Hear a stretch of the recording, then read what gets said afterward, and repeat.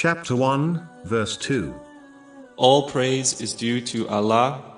It is important to note that even though all praise and thanks belong to Allah, the Exalted, alone nonetheless showing gratitude to a person is a part of Islam.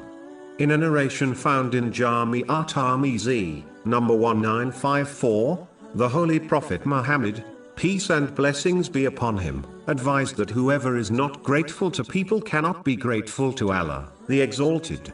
Even though there is no doubt that the source of all blessings is none other than Allah, the Exalted, nonetheless showing gratitude to people is an important aspect of Islam. This is because Allah, the Exalted, sometimes uses a person as a means to help others, such as one's parents. As the means has been created and used by Allah, the Exalted, being grateful to them is in fact being grateful to Allah, the Exalted.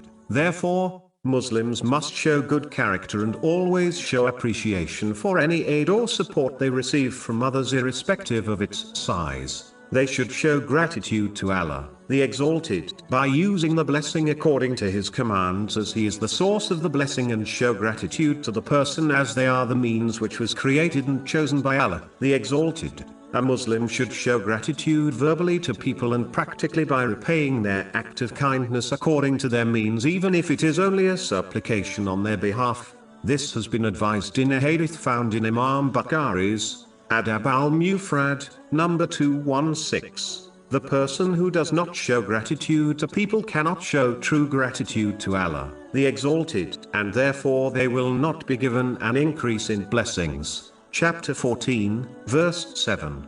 And remember when your Lord proclaimed, "If you are grateful, I will surely increase you in favor." If a Muslim desires an increase in blessings, they must fulfill both aspects of gratitude, namely, to Allah, the Exalted, and to people.